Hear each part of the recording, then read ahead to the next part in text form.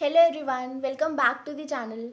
In this video, I am going to share with you all the resources which I have used for the paper 2 of CAPF AC examination. So first of all, I'll be starting with the format of the question paper. It consists of 4 essays. Actually, you are given a total of 6 choices and you have to write 4 essays. Then the second question is you have to write argument for and against. दोनों लिखना पड़ता है. The third question is report writing, in which you have to write 2 reports. Then the fourth question is précis writing. Then the fifth question is reading comprehension. And in the end 25 marks की grammar पूछी जाती है. Let me show you, this is the question paper of 2025. Grammar में 25 marks का breakdown कैसे होता है वो मैं आपको बताने वाली हूँ. Basically you will get 10 questions in which the heading will be rewrite the sentences as directed. और उसमें काफ़ी सारी चीज़ें होती हैं like direct, indirect, active, passive, conjunction, complex sentences. There are such kind of questions. And the next question in the grammar section is of 10 marks. Which is phrases. कुछ phrases होते हैं, प्रेपोजिशन फ्रेजेस होते हैं, उनका use करके हमें एक sentence formation करना होता है जिससे कि उसका मतलब निकल के आए. Then the next question is we have to correct the sentence and then rewrite it. We have to find out the grammatical mistakes in the sentences and then we have to write the correct answers. So let's get started with the video. Firstly, I am going to tell you my resources for the grammar section because ये एक ऐसा section है जिसमें आप बहुत कम मेहनत करके easily 20 to 22 marks score कर सकते हो. And I too have scored the same. So that's why I'm suggesting you these resources for the grammar section. Starting with these questions, ये जो पहले 10 marks के question होते हैं जिसमें आपको active, passive, indirect, direct, question tag और complex sentences ऐसे करके कुछ questions मिल जाते हैं.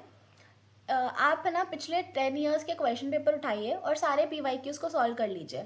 अगर आपको लगता है कि आपको और क्वेश्चन सॉल्व करने हैं तो मेरी तरह आप ये कर सकते हो कि आप फ़ोन उठाओ, चैट GPT से हेल्प लो और उससे बोलो. फॉर एग्जांपल अगर आपको एक्टिव पैसिव की प्रैक्टिस करनी है तो you just put it in a command और बोलो I want all the previous year question from 2010 to 2025 of UPSC CAPF AC related to direct indirect speech. और ये मैंने किया हुआ है. तो इसमें ये देखो चैट GPT ने ये सारे सेम टाइप के क्वेश्चंस जनरेट करके दिए थे एंड हैव प्रैक्टिस देम. उसने पहले मुझे 10 क्वेश्चन जनरेट करके दिए. फिर 10 जब मैंने सॉल्व कर लिया मुझे लगा ये काफ़ी सेम हो रहा है तो मैंने उसको बोला थोड़ा ट्रिकी करके दो प्लस और इंक्रीज़ करके दो इसका डिफ़िकल्टी लेवल. तो उसने वो भी करके दिया. प्लस अगर आपको सोल्यूशन नहीं आ रहा है तो you can also ask the solution from it. Actually I had heard this thing from someone's YouTube channel. Currently I cannot recall the name of that YouTube channel, but it was really very helpful and you can too practice with it. Now coming to these preposition phrases, I would like to share कि आपको है ना ऐसा बल्कि books पढ़ने की ज़रूरत नहीं है या फिर आपको सारे लर्न करने की ज़रूरत नहीं है. प्रीवियस ईयर क्वेश्चन पेपर उठाओ और उसमें जितने भी प्रेपोजिशंस हैं उनको लिखो. फॉर एग्जांपल ब्रेक है तो ब्रेक से ब्रेक इनटू, ब्रेक डाउन, उसके जितने बन सकते हैं वो आप पढ़ो और उसे रटने की कोशिश मत करो, उसे समझने की कोशिश करो, उसे सेंटेंस में ला करके फ्रेम करने की कोशिश करो तो वो आपको बहुत ज़्यादा हेल्प करेगा. फॉर एग्जाम्पल कि 2025 का क्वेश्चन है एंड यू कैन सी यहाँ पे ऑलरेडी ये 5 हैं तो आप ब्रेक, लुक, बियर, स्टैंड और एंटर, इससे अगर 5 करके स्टेटमेंट्स बनाओगे अलग अलग प्रेपोजिशंस का यूज़ करके तो आपके हाथ में ऑलरेडी 25 क्वेश्चंस आ गए और एग्ज़ाम में PYQs रिपीट होते हैं. Now coming to this portion, this is for grammar जिसमें कुछ गलतियाँ ढूंढनी होती हैं और फिर आपको ये सेंटेंसेस वापस लिखने पड़ते हैं. आई वुड सजेस्ट कि आप है ना सीरियस जर्नी की 100 रूल्स वाली क्लास देखो और उससे है ना रोज़ सुबह उठ के रिवाइज करो तो आपको है ना बेसिक इंग्लिश ग्रामर के रूल्स का पता लग जाएगा. और मैं ना बेट लगा सकती हूँ कि आप उसी से इन सारे क्वेश्चन को सॉल्व कर सकते हो। प्लस PYQs पे अपनी होल्ड बना के रखना, जितने भी PYQs पूछे गए उसमें आप देखिए कि क्या गलती पूछी गई है। फॉर एग्जाम्पल यहाँ पे जैसे है all that glitter is not gold, you can see हम बचपन से सुनते आए हैं all that glitters is not gold. Majorly ऐसी ही गलतियाँ देखने को मिलती है, SES की गलती हो गई, सिंगुलर प्लूरल हो गया, वर्ब की दिक्कत होगी, बस ऐसे ही क्वेश्चंस देखने को मिलते हैं। सो this is all about the grammar. 25 marks में you can easily score 20 marks. I can assure you by following these resources. Now coming to the reading comprehension, I would suggest you to include a 30 minutes reading habit in your daily study routine. और ये आपकी इसमें बहुत help करने वाला है, क्योंकि 30 minute की रीडिंग हैबिट से क्या ही हो जाना है, आपको इसमें अच्छे मार्क्स मिल जाएंगे। ये 20 मार्क्स का होता है, 5 क्वेश्चंस होते हैं और इतनी इतनी स्पेस दी रहती है, आपको उसमें आंसर्स खुद से फ्रेम करके लिखने होते हैं। बहुत सारे लोग ये गलती करते हैं कि इसको पढ़ा, इससे रिलेटेड जो भी क्वेश्चन पूछा गया है जो सेम लैंग्वेज में लिखा है उसे ही कॉपी कर देते हैं। बट आपको समझना पड़ेगा कि अगर 4 क्वेश्चंस हैं, 5 क्वेश्चंस हैं और अगर वो 4 मार्क्स के दे रहे हैं तो वो आपसे ये एक्सपेक्ट बिल्कुल नहीं करते हैं कि जो लिखा हुआ है कंटेंट जो ऑलरेडी उन्होंने रीडिंग कॉम्प्रिहेंशन में दिया है वही आप जाके वहाँ पे कॉपी कर दो। सो you have to write it in your own words. That's why I will suggest you to read for 30 minutes a day. और ये ज़रूरी नहीं है कि आप जब से अपनी प्रिपरेशन स्टार्ट कर रहे हो तब से ही आपको ये ऐसे पढ़ते जाना है। 6 मंथ पहले आप ऐसे रीडिंग शुरू कर दो, और वैसे भी आप इतनी सारा स्टडी मटेरियल पढ़ोगे, इतनी न्यूज़पेपर्स मैगजीन्स ये सब पढ़ोगे तो आपकी इवेंचुअली रीडिंग हैबिट बनी जानी है। तो रीडिंग कॉम्प्रिहेंशन की टेंशन मत लीजिए। If you are a serious aspirant तो आपका रीडिंग कॉम्प्रिहेंशन अच्छा जाएगा ही जाएगा, and you can score a good marks in this section. Now coming to the precis, for precis writing I would suggest you to follow study funda. You will see कि बहुत सारे लोग हैं ना प्रेसी राइटिंग में बहुत अलग अलग चीज़ें बताएंगे, but if you will follow Praveen sir तो आप देखोगे कि वो हर साल एक ही तरह का फॉर्मेट बताएंगे आपको, और वो बहुत इजी होता है, उसमें कुछ भी हौच पौच नहीं होता है। फॉर एग्जांपल कभी कभी आपको डाउट्स होते हैं कि जैसे AM PM है तो उसको अलग अलग बॉक्सेस में लिखना है कि नहीं लिखना है, वो जब अपने वीडियो लाते हैं इस चीज़ से रिलेटेड तो उसमें वो हर एक चीज़ एक्सप्लेन करते हैं कि एब्रिवेशंस को कैसे कोड करना है उन बॉक्सेस में, प्लस अगर कोई डिजिट है तो उसको कैसे लिखना है। So this was all about Prezi. I will also pin all these things in the description below this video, and I will also add some images of the channel so that you can get reference of that channel from my video. Now coming to the main portion, जिसमें आप लिखते हो, आपकी speed matter करती है, plus आपको knowledge भी चाहिए रहता है, इन्फॉर्मेशन भी चाहिए रहती है, आपको आर्टिकुलेशन भी चाहिए रहता है, और अगर ये सब चीज़ें नहीं हो पाती हैं तो फिर मार्क्स भी बहुत कम मिलते हैं, and it also covers a major portion of this question paper. So starting with the report writing, I would suggest you to follow a channel that is Worthy Aspirant. वहाँ पे गौरव सर सारे ये जो भी क्वेश्चंस होते हैं, for example ऐसे, argument and reports, इसके फॉर्मेट्स बहुत अच्छे से बताया हुआ है उन्होंने। Actually I got to know about Gaurav sir from study funda. उन्होंने 2024 में स्टडी फंडा में पढ़ाया था, फिर उसके बाद ही left.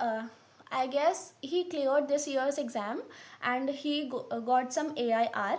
So I would suggest you to follow Worthy Aspirant, और उसे जब आप फॉलो करोगे तो आपको रिपोर्ट राइटिंग, आर्ग्यूमेंट राइटिंग के फॉर्मेट में तो बिल्कुल प्रॉब्लम नहीं आने वाली है।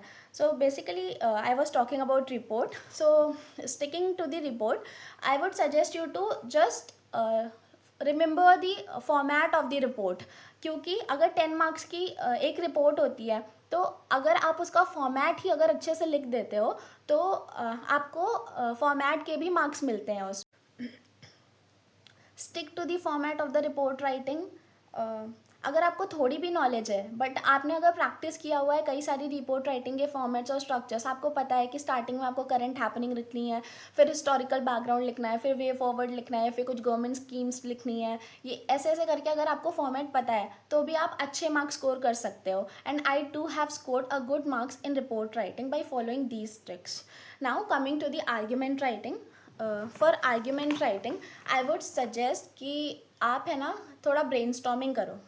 फॉर एग्जाम्पल ये 2025 का मेरा पेपर है. यू कैन सी आर्ग्यूमेंट के आगे ही मैं ना पूरा क्वेश्चन पेपर रीड करती जा रही थी, बट ये जो 2 क्वेश्चन थे आर्ग्यूमेंट के, ये मेरे दिमाग में चल रहे थे और मुझे जो भी पॉइंट याद आ जा रहा था तो मैं इसके आगे ऐसे ऐसे करके लिख दे रही थी. क्योंकि जब मैं रिपोर्ट लिख रही थी तो बहुत लोग होते हैं वो अलग अलग तरह से लिखते हैं, बट मैंने ऐसे लिखा था. फॉर एग्जाम्पल क्वेश्चन में दिया ही रहता है right arguments for and against each of the following statement.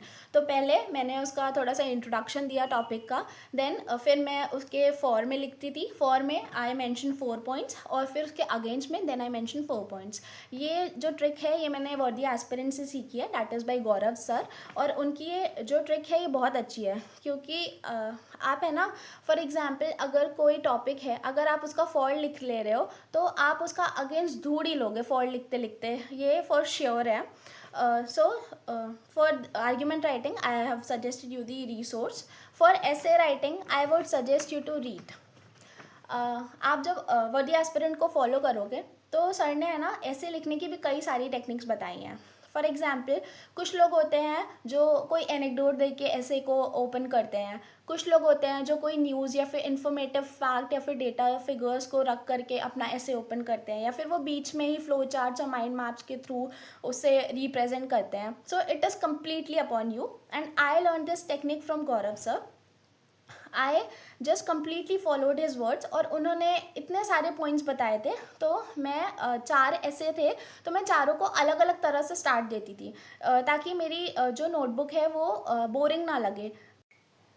One thing, अगर आपको बॉडी प्लस आर्टिकुलेशन की प्रॉब्लम है कि कैसे स्टार्ट करें, अगर मुझे कोई रेफरेंस मिल जाता तो मैं कर लेता, या फिर कोई आइडिया मिल जाता तो मैं ऐसे ऐसे प्रोसीड करता, तो उसके लिए यू कैन फॉलो इनक्रेडिबल अभिषेक. वो लास्ट के कुछ दिनों में एग्ज़ाम से पहले ही अपनी पेपर 2 की सीरीज़ चलाते हैं. तो उसमें है ना वो आपको फैक्ट्स एंड फिगर्स भी बताते हैं इंपॉर्टेंट कुछ जो करंट हैपनिंग्स होती हैं ऐसे टॉपिक्स के, प्लस वो आपको है ना एक स्ट्रक्चर्ड ऐसे या फिर आर्ग्यूमेंट या फिर रिपोर्ट ऐसे करके प्रोवाइड करते हैं जिससे आप आइडिया ले सकते हो. So these 3 channels I would suggest you for paper 2, that is incredible Abhishek, study फंडा एंड वर्दी aspirant. For format, I would suggest you to follow Worthy Aspirant. Now, coming to the test series. I have not joined any test series for paper 2. In the 2024 examination, I got 66 marks. और 2024 के examination में I was not prepared for the paper 2. ना मेरी writing speed थी, ना मेरे पास content था. Still I got 66 marks in the examination. ये इस वजह से हुआ था क्योंकि मेरा ग्रामर अच्छा था, रीडिंग कॉम्प्रिहेंशन मैंने कर लिया था. प्रेसी, रिपोर्ट, आर्ग्यूमेंट, इनके लिए मैं फॉर्मेट दे के गई थी और फॉर्मेट मैंने कम्प्लीटली फॉलो करके जो भी मेरे पास फैक्ट्स फिगर्स डेटा थे उस टाइम पे वो मैंने किया था. And in the 2024 examination I left 2 essays, यानी कि 40 मार्क्स का ऐसे मैंने लीव कर दिया था. फिर भी आई secured 66 marks in that examination. In 2025, I completed the whole paper. In my opinion, I wrote good content in that examination, but मेरा पेपर 1 नहीं क्लियर हुआ, इस वजह से पेपर 2 की आंसर शीट तो नहीं चेक होनी है. Now coming to the test series.